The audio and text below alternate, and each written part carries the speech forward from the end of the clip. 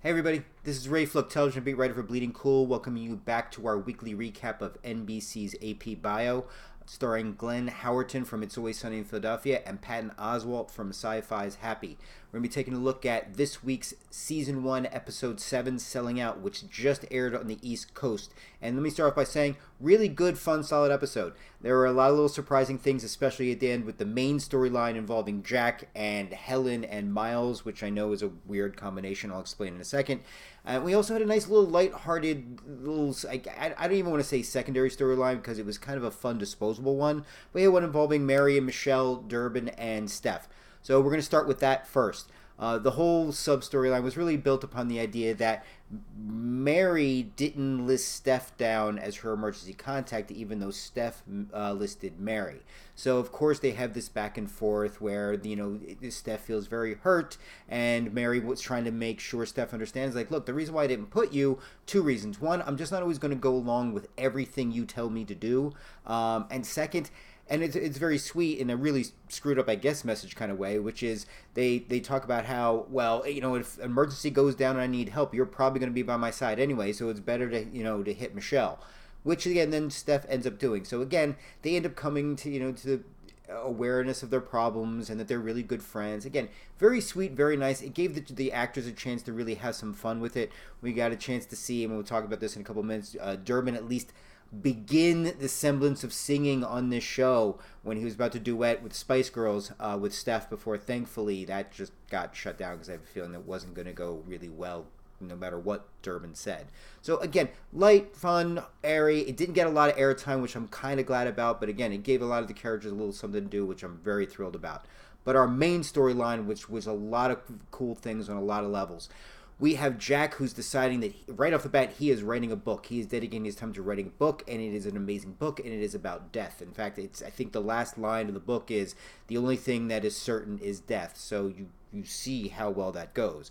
And he gets an opportunity to talk to Miles. And Miles, who, it's very interesting, with all this hatred that Jack has towards Miles, Miles seems to have adopted this attitude of like, hey, this is working for me. I'm going to run this thing superficial. There's room in the pool for everybody. He seems to not really have too much of an idea, or I should say problem, with Jack, doing his own little superficial book, which Jack gets an opportunity to do, called 100 Smiles in the Pocket, and which I'm going to talk about in a second. But the one thing we can't pass over is possibly the greatest set of cameos I've seen on television in quite some time, because as Miles having a conversation with Jack, guess who's chilling in Miles's hot tub? You got Steve Jones from the Sex Pistols, you've got Bill Nye, the science guy, and then you got Flava Flav. It's funny because the first two, Miles references about how Bill Nye and Steve Jones are part of his meditation group, but Flava Flav is just there because he's just a big fan of Miles's book. So there's just the celebrity and the fame and all those things that Jack feels he should be having, it just feeds into it more and more and more. So he decides, you know what, $40,000 advance, be able to get out of Toledo, why not take advantage of it? And he starts moving forward on it. The only problem is, when you're writing about death, it's kind of tough to come up with 100 cute, sweet little disposable things to kind of write about. So he hits a writer's block. So when you hit a writer's block and you need somebody to come up with sweet, disgustingly crazed little life lessons, who are you going to go to? Of course, you're going to go to Helen. So Jack's plan is essentially invite Helen over for dinner, ask her some questions, help tell her what's going on, help her write. And essentially that's what she does. Of course, she does this with tons and tons of sweet, fresh coffee made off of Jack's new machine. And we really learn very quickly that Helen plus past 8:30 p.m. plus coffee is a really crazy mix. But it works. Even though Helen the next day, for the first time, looks like she has ever crashed at her office, Jack has his stuff together. So he ends up going to New York, and he is going to pitch this. And he gets there, and he starts pitching it, and a whole wide things have happened that, of course, make Jack feel like he's the main guy when he comes out of this. First off, he goes into the meeting already saying things to himself like, don't be a bitch, don't be a bitch. Probably not the best way to kind of motivate yourself. And then he goes in there with his stereotype expectation of, as he keeps saying, frat boy executives. And they're not. They may not be the most exciting group in the world, but he automatically starts off way over the top. Then he gives this grandiose thing of just throwing the ideas into the trash can. He pitches the death book, which of course he is told by Miles's guy that they just don't want. So then Jack decides to then go and pitch the ideas, and it turns out those ideas aren't what they want either, and then it turns into a nasty face-to-face. And apparently, if you didn't know this, at least I guess in the publishing world, being called a fedora is damn near fighting words, because what ends up happening is Jack gets into a melee. He never actually gets to the guy, but apparently, from his words, he ends up peeing on a building and ends up, I think, punching an intern, and there's a warrant out for his arrest in New York City.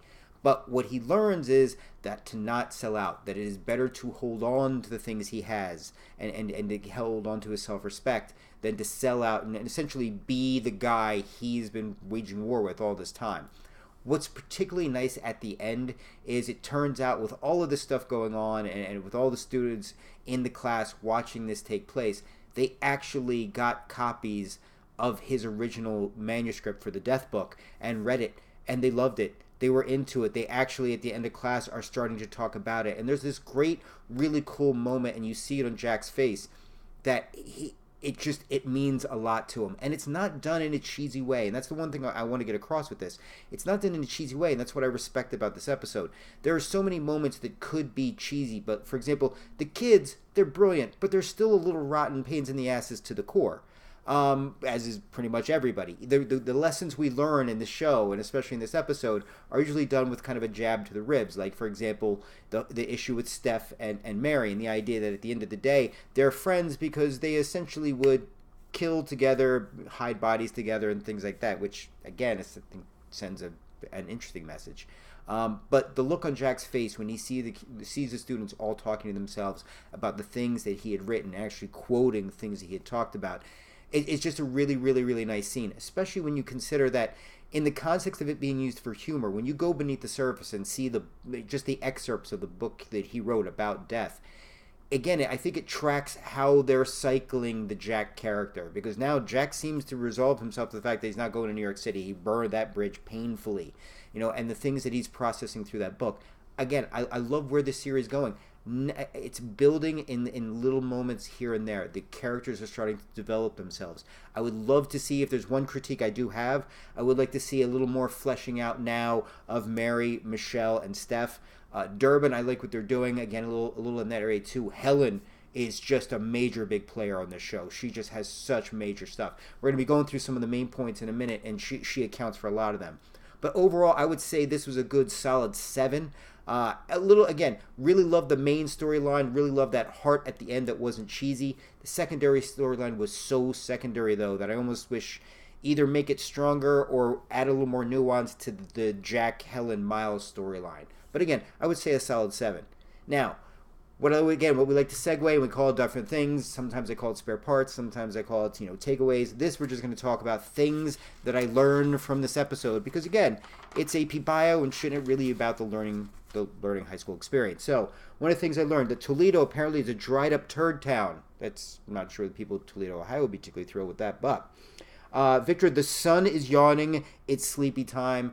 The beginning of a Victor-created lullaby, which sounds like something the serial killer would recite just before it puts the lotion on your skin, or you get the hose again. Helen, share everything but negativity and napkins. Yeah, that's the kind of stuff she was throwing out after 8:30 on Tons and Tons of Coffee. Turtles with a kitten riding on the back. Apparently, if you have not seen that in and of itself is something for you to live for. So that's something very much to keep in mind. Helen's also line is, I'm gonna squeeze the candy out of you, and she says it in a loving way. But again, in a loving way that could be so disturbing in so many ways. Paula Pell just does a fantastic job. She is just one of the many standouts in this show. An African-American, Asian-American, and a honky walk into a bar. Colin, that is really not a way to start any kind of conversation in any way, shape, or form. Though I do give you props for going with the 1978 honky, though, because that it just always makes me laugh. I can't help it. Bum Bum. Okay, yeah, Jack, Glenn Howerton, the voice, Don't ever repeat that again. The voice he uses in this episode when he says bum bum to Helen, and I know he's trying to be over the top, obnoxiously cute and everything, and I understand the look on his face afterwards.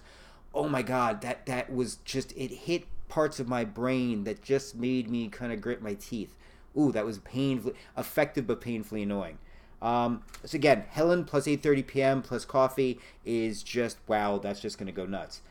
It's good with a little more background on Durbin and his musical background. We found out in college that he played apparently the trombone in a college ska band. So again, I'm hoping at some point we see all of this play out. Stef and Mary against Spice Girls. Durbin did a solid, decent job, I gotta say that, but I'd really like to see them as those two rock the performance. It is, I agree, I think all of us would agree if we want to just really be honest about it, it is fun to pee in the shower. And Jack, again, wore it in New York City, so he will not be coming to Times Square anytime soon, unfortunately. But that is our recap review of AP Bio for its 7th episode. We are going to be, I think there are 9 episodes this season, which means next week we are going to be taking a look at episode 8, We Don't Party. And as you can tell from the name of it, this may be that episode where we see what happens when some of the students get a little bit of alcohol in them. But I hope you guys are enjoying the reviews. We're getting this up in Variety tonight, just after a broadcast. Again, good solid episode, 7 Cusacks. My name is Ray Fluck, television beat writer. Going to have a bunch of stuff going on this weekend with The Walking Dead. But until then, folks, enjoy the rest of your Thursday. Enjoy the beginning of your weekend. And I'll see you guys on bleedingcool.com. Take care.